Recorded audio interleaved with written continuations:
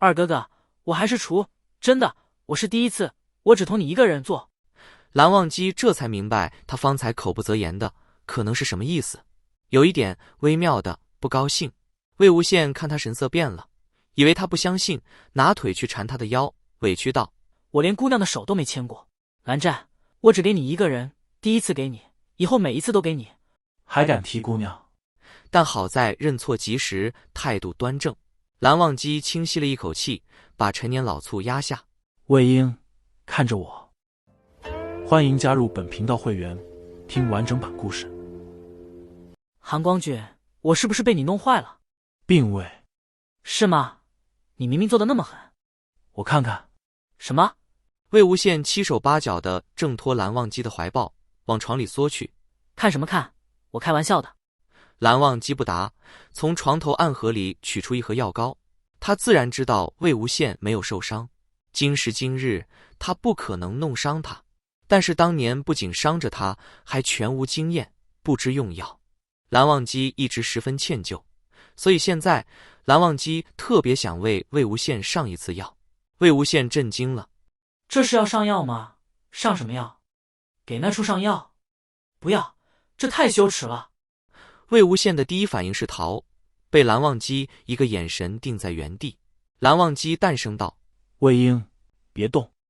然后轻轻握住他的脚踝，拖了回来。方才让他看着，现在让他被看着，无论是哪一种，魏无羡都有点接受不了。蓝湛，我真的没事。魏无羡几乎是扭捏了。检查。魏无羡羞窘难当，轻轻扭臀躲闪。蓝忘机柔声道：还好吗？蓝忘机越是温柔娴熟，泰然处之。魏无羡越是不堪承受，羞愤不已。有点凉。蓝湛，你可不可以让我自己来？蓝忘机严肃道：不可以。想为他做完这件事，其实上药完全在计划外，但既然想到了，就想好好做完。当年一切都发生得太快，干柴烈火，一触即燃，如梦似幻。他还没有准备好，就陷入了美好而激烈的漩涡之中，疯狂地纠缠他，一次又一次，不知厌足。如果当时也有好好照顾他，接下来的确有别的计划，但此时此刻，蓝忘机做得心无杂念，微妙的开心，微妙的满足感。可是魏无羡受不了了。魏无羡大口呼吸着：蓝湛，你可不可以让我趴着？起码这样蓝忘机就看不到自己前端又开始挺立了。不可以。见魏无羡有了反应，蓝忘机的心态变了。那你可不可以不要把我垫这么高？魏无羡是真的羞恼了。不可以。蓝忘机顿了顿，如此看得更清楚些。魏无羡简直要崩溃了，扭来扭去的挣扎。蓝忘机掐住他的臀，一本正经道：魏婴，这只是上药。你……魏无羡忍不住伸手去抓蓝忘机的手。蓝湛，你是不是故意的？是。什么？没想到蓝忘机爽快承认。魏无羡愣住了。是故意的。蓝忘机道：方才不是，现在是了。啊，蓝湛！魏无羡猛地弹了一下。你放开我！不玩了，要操便操，来啊！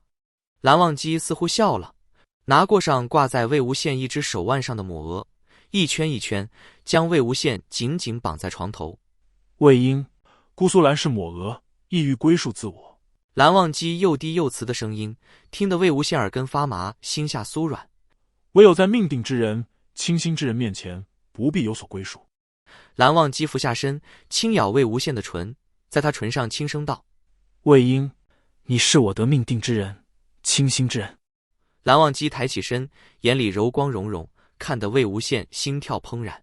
蓝忘机认真道：魏婴，我们是道侣。蓝忘机的目光太过专注，太过滚烫，看得魏无羡整个人都飘了起来。方才还羞恼不已的人，现在化作一滩春水，软绵绵地陷于他掌中。魏无羡哽得说不出话来。蓝忘机有一点小小的失落，这一次似乎听不到他激烈又动情的剖白了。不过没有关系，此时的他没有往事沉痛，没有噩梦侵袭，一切圆满，岁月静好。他幸福，他便知足。蓝忘机俯下身，在他唇上细细吻过，然后移到他敏感的耳廓，轻轻舔吮。蓝忘机在他耳边道：“魏婴，我要你，一次不够。”一道细细的灵流从指尖释出，沿着敏感点击下，尽数。百凤山一曲安息之后，魏无羡深绝望激情，在自己背上的灵力震动十分得趣，创新意识驱动。魏无羡让蓝忘机在自己体内试了几下。魏婴，你确定要这样？来嘛，韩光俊，试试嘛，术法探讨而已。蓝忘机叹气，那好吧。然后这招就被魏无羡列为了禁术，规规整整地写入禁式家规，严禁蓝忘机再使用。蓝忘机直起身，注视着他，温柔道：“魏婴，交给我。”这里是魏无羡的表灵石之境，今天发生的所有事情都在这里飘荡回响。精灵说：“是不是这样的符咒？我就是精灵，金殿，你拜入了兰陵金氏，做我的下属。你是大舅舅。”蓝曦臣说：“忘机、无羡，你们来了，如此甚好。忘机，你可放心了，随便和陈情都是忘机寻回的。”江澄说：“我巡防完毕，便遇见过来，正巧赶上那人醒来。你有没有什么事情要对我讲？你有没有想过，20年足够我弄清楚一些事？你的剑呢？你要跟我回莲花坞？但更多的是担心你，寻敌亦是寻你。魏婴，你不是邪魔外道，你不是旁人。魏婴，从前是我不好，我不该一昧阻你。魏婴，你就是你，你没有变，你不会变，我也不会变。魏婴，你说过是非在己，毁誉由人，得失不论。你如此，我亦然。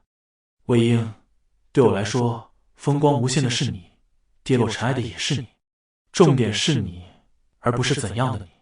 魏婴，百凤山也是我。魏婴，我想要你。魏婴，别动，感受我。用这处可以吗？用这处帮我。魏婴，放松，我教你。魏婴，别怕，我会清闲。魏婴，看着我。魏婴，看好。魏婴，别闭眼，看着。魏婴，你是我得命定之人，倾心之人。魏婴，我们是道侣。魏婴，我要你，一次不够。全是他的声音。蓝忘机心里鼓胀而满足，在这里驻足停留，深吸吐纳片刻，闭上双眼，凝神下潜。气灵不会无故认主。魏无羡仔细研究了忘机情对他认主的原因，并由此精进了共情之术，将之发展为高阶通灵。共情是以己之身为媒介，侵入亡魂的魂魄和记忆，闻之所闻，观之所观，感之所感。之所以是侵入亡魂和魂魄，是因为此类事物已无灵脉，其灵识更容易被侵入。而对于生人，即使是灵力低微的普通人，周身灵脉即是天然屏障，可以拱卫灵识。对于修士，共情之术相当于摄魂取念高阶通灵，虽然各家都有研究，但尚无人探寻出可行之法。但是魏无羡想到了，忘机情认魏无羡为主，是因为精元集中了人全部的灵识气息，水乳交融，灵肉一体之时，敏锐如气灵，亦会混淆人的灵识气息。因此当人灵欲交合，欢愉绝顶，意识涣散，毫无防备之际，以精元为媒介，可以绕过灵脉构建的屏障，直抵生人的灵识之境，实现生人共情。与亡魂怨灵共情，是请他们上自己的身；与生人共情或者说通灵，可以强制被施术者进入自己的灵识，也可以以自己的灵识侵入他人的灵识。通灵之后，在表灵识之境，可以感知到生人近期的记忆，探查到人灵脉大穴、主要灵流。若是深入乾灵识之境，可以探寻到人内心深处的渴望、最重要的回忆，甚至直接操控人的意识和行为。高阶修士还可以操纵人周身灵脉，全部灵流。不过深入乾灵识之境，需要通灵的两人绝对信任，被施术者才不会出现潜意识的排斥。蓝忘机认为自己作为高阶修士，在表灵石之境，已经可以清晰感知到魏无羡的灵脉大穴和灵流波动。借由精元媒介，两人灵石气息交融，蓝忘机以自身灵力引导和协助魏无羡的灵流加速冲击灵脉大穴，事半功倍。假以时日，必定结丹，无需再入乾灵石境。